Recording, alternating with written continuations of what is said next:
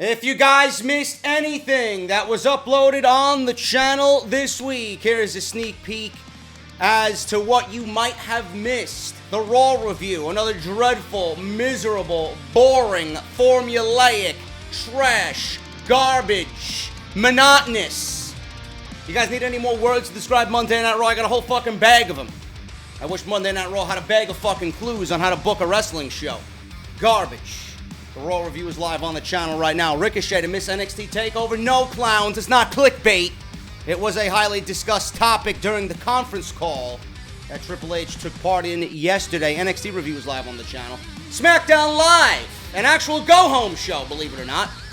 The better of the two shows for sure. SmackDown Live review is on the channel right now. And James L's worthless to make Carmella even more worthless than she already is. Is he coming back to Money in the Bank? We'll talk about that on Off the Script Extra. That was uploaded on Monday, so make sure you guys go and check this out. That was what was on the channel right now, and this is yet another Off the Script Extra for your Thursday, right before Money in the Bank weekend, man. We got a ton of stories to go over, and I'm going to start off with Kenny Omega. And I have not watched Dominion yet. Please, I will be giving you my thoughts. I am not going to go without watching this 7-star match that Dave Meltzer is trolling everybody with. You know, the last one's got 6, 6.5. Now he gives this one 7. What did you expect? Kenny Omega, clearly the hottest, I would say, independent wrestling star on the planet. I wouldn't even call him independent. I think he's the hottest wrestling star, period, on the face of the earth. WWE is taking notice in that, man, because their actions as of late aren't by accident. Everything is done with a purpose. First, WWE puts him on the WWE Network hyping, what is that, Xavier Woods with the E3 bullshit. It's the New Day versus the Elite with this Street Fighter final, or some bullshit with Street Fighter at E3. You think that's by accident that they reported that on WWE.com? You think it was by accident that they put the Elite in a news article on WWE.com? You think it's by accident that they're promoting Kenny Omega and the Elite on their social media page? Do you think this is by accident? WWE now, on top of all of that, puts Kenny Omega on the WWE Network. They have already been mentioning Omega quite a bit on their website lately to promote the Elite versus the New Day in Street Fighter V at E3. The company's now added Kenny Omega to the WWE Network. The match comes from the early part of Omega's wrestling career when he was signed to a WWE developmental deal. The match is Omega versus Crew Jones from Deep South Wrestling in 2006. You can find that in the Hidden Gems collection on the WWE Network. Pretty wild to see Kenny Omega being promoted by WWE so heavily. Speaking of Omega, his match with Kazuchika Okada from this week's Dominion, or last week's Dominion rather, broke Dave Meltzer's rating system. 7 stars is what Meltzer gave that match. And like I said, this is all done on purpose. WWE is making it well known without actually saying the words, "We want Kenny Omega."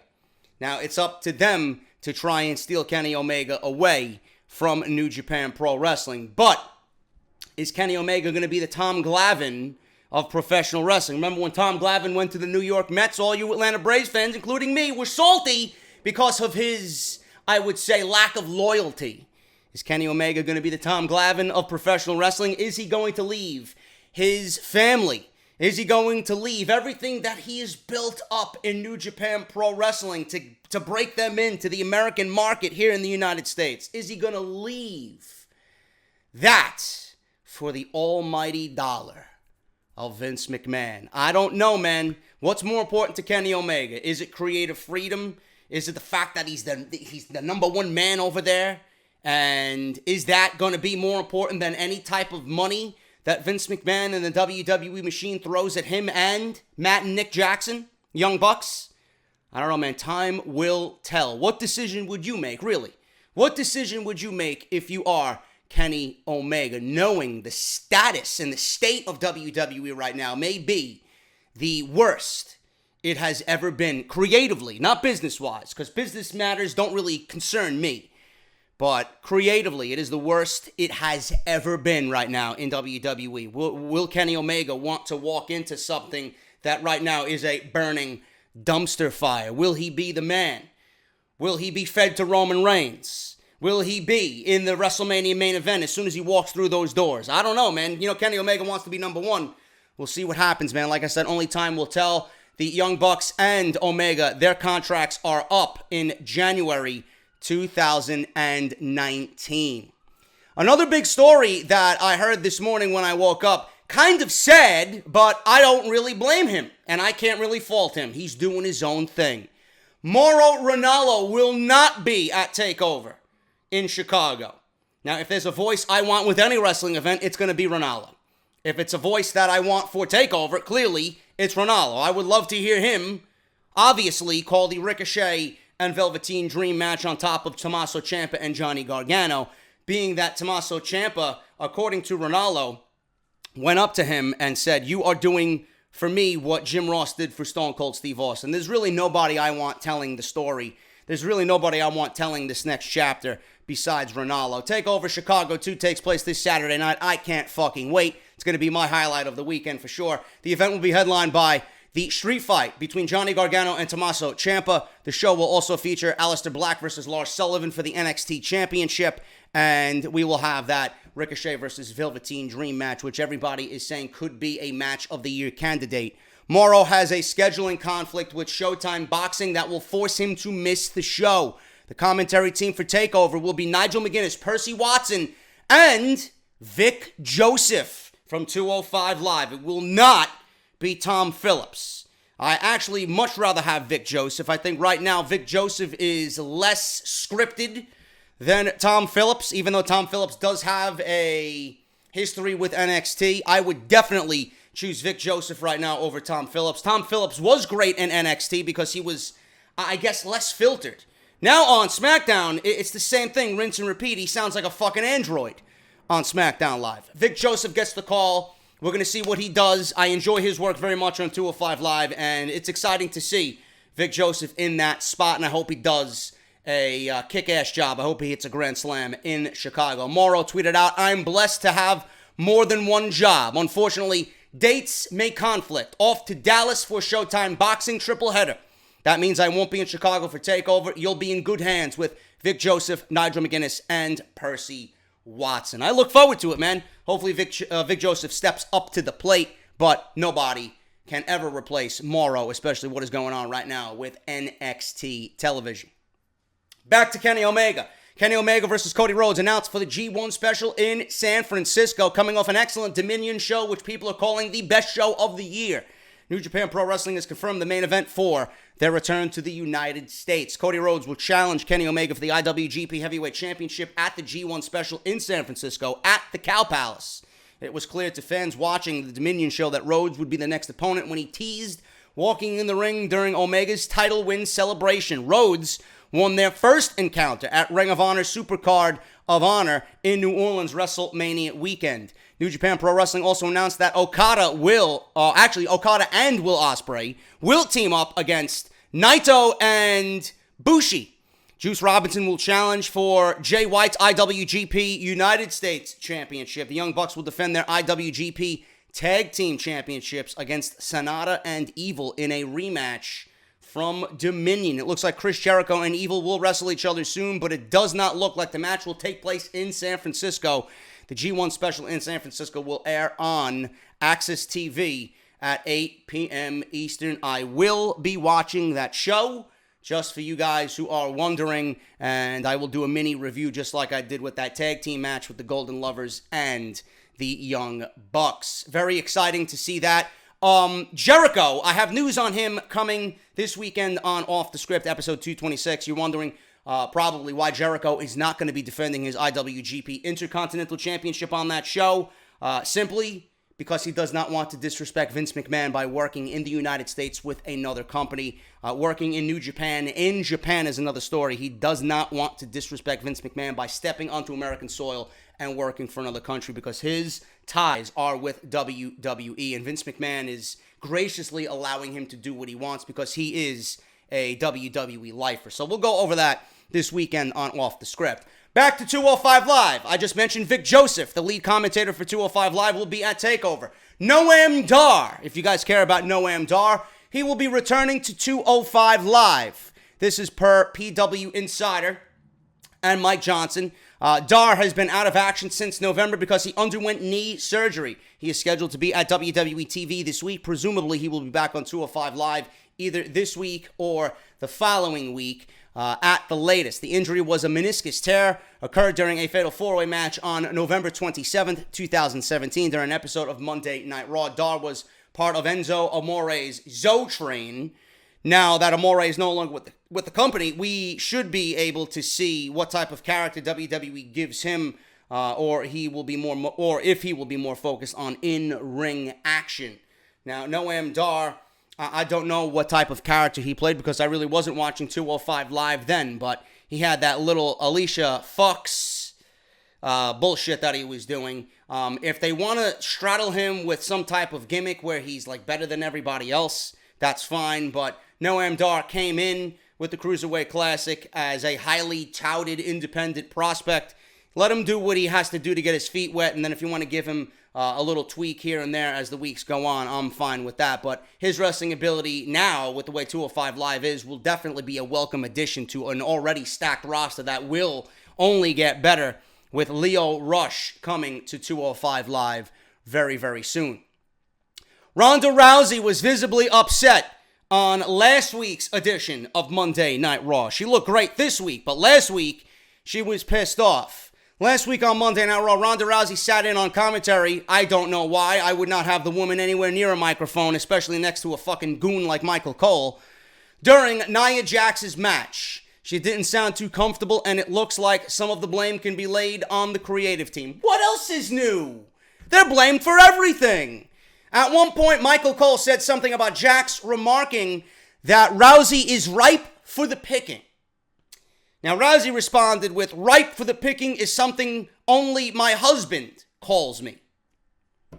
Whatever the fuck that means, I'm guessing when they get down to business that Ronda is ripe for the picking.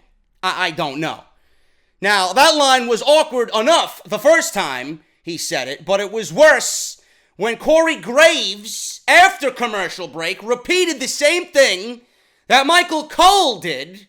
And this must have been a line fed to them from gorilla position, which goes to show you that no matter who you are, they don't really respect you. And the fact that they're mistreating Ronda Rousey like this is fucking bizarre as it is. I don't understand why she's on commentary, number one, and I don't understand why you are making her embarrassed and you're treating her like a fucking nobody. That's something you would do if Alicia Fox or Rosa Mendez was on fucking commentary. God forbid. You know, or Dana Brooke. But you're doing it with Ronda Rousey? It was awkward the first time, then Corey Graves repeated it, and she said the same thing in a more angry tone. It sounded like something that she would not have come up with herself, and it was confirmed on the Wrestling Observer radio show this past weekend that it was scripted for her to say. Dave Meltzer said so. The Ronda thing was evidently scripted, and that's probably why the announcers went back and asked the same question twice. Several people in WWE have remarked that it was very bad judgment putting Ronda in that position. Clearly, she wasn't with it. She was very standoffish. It was wrong to portray Ronda that way. You can tell she's not a good actress. When she's not happy, you can see right through it. Meltzer added, and I quote, "It was bad creative to put her in that position to sit there for 11 minutes and have nothing to say other than my husband says that." Meltzer always says that Rousey is much better off when she's allowed to be herself, so his quote on her, should not be taken as criticism of her. The micromanaging and overscripting of promos has hurt Monday Night Raw and the WWE in general so much that they don't really see what the fuck the problem is, yet we all see it from home, and it's hurting her because it's obvious when she's not into what she's doing. Just to add what Meltzer said, I have heard, the report says, that there were people backstage groaning at the line. According to a recent Ric Flair interview, Rousey's time in WWE might be limited, so hopefully WWE can figure out a better way to utilize her instead of asking her to repeat awkward lines from creative or Vince McMahon. Ronda Rousey versus Nia Jax for the Raw Women's Championship will take place this Sunday at Money in the Bank. WWE, for the first time, I think, since she's debuted, treated Ronda the best that they've ever treated her on Raw this past Monday. And that's even going a stretch. Ronda felt like Ronda. Ronda sounded less scripted. She went over her accolades and why she is better than Nia Jax and why she will win the Raw Women's Championship. I don't get the creative decision to give Nia Jax an armbar and have Nia Jax tap out on live television with the fucking bell ringing. I don't know why that was showcased on Monday Night Raw. They gave away the ending of the match, supposedly. They gave away the one thing, the one storyline that we all waited to see for the pay-per-view. They gave it away on Monday, so why am I going to have any interest in that match on Sunday if you already jumped the gun and gave me a proposed ending for Sunday's pay-per-view? They did the same thing with Ronda Rousey and Stephanie McMahon. They have Ronda Rousey suplexing Stephanie McMahon right before WrestleMania. That was the whole foundation of this match, for Ronda to get her hands on Stephanie, and then they gave it away 2 weeks before WrestleMania. WWE Creative is fucking clueless. They are clueless. I'm going with Natalya to hopefully cash in. People are saying, moan and groan about Natalya. They don't want to see Natalya win the Money in the Bank, but it's legitimately the only storyline that they have going that makes sense coming out of Money in the Bank. So why not embrace that? You already told the story and have been telling the story on Monday Night Raw, which we will go over tomorrow in a new story where WWE Creative might have made themselves look like a bunch of fools with certain storyline directions with Ronda Rousey and Natalya. Now, another add-on before we get the hell out of here. Ronda Rousey is scheduled to be inducted into the UFC Hall of Fame. Now, WWE might have caught wind before any of us have about Ronda Rousey going into the Hall of Fame. Now that news is coming out, it kind of makes sense why Ronda Rousey was given a championship match ahead of everybody. That literally makes no sense. So you can imagine this is WWE's mindset. UFC Hall of Fame, Ronda Rousey, Money in the Bank. There's even rumors of that match main eventing the show. Ronda getting the Raw Women's Championship. Ronda taking the Raw Women's Championship to the UFC Hall of Fame. And WWE kind of getting some promotion there with the gold that Ronda Rousey would be sporting around at the UFC Hall of Fame. UFC Hall of Fame induction, Raw Women's Champion, Ronda Rousey's on top of the world. Look, hey, she's a WWE superstar. So you got to keep that in the back of your mind as well. But I think we can all agree that Ronda Rousey has not been treated well by WWE Creative so far. And who's to say that they are shocked? It's Raw Creative. It's WWE Creative. They always embarrass everybody and every fan with everything that they do. I'm getting the hell out of here, man. That is the stories that I got for today. If I have anything else, I'll upload something later on today as well. Thank you guys so much. Hit that thumbs up, and I'll see you guys tomorrow, definitely, as we go over TAKEOVER preview predictions, plus the rest of the top stories this week in WWE on Off the Script, episode 226. I'm getting out of here, guys. Enjoy the beautiful day, and I'll see you guys tomorrow for Off the Script 226.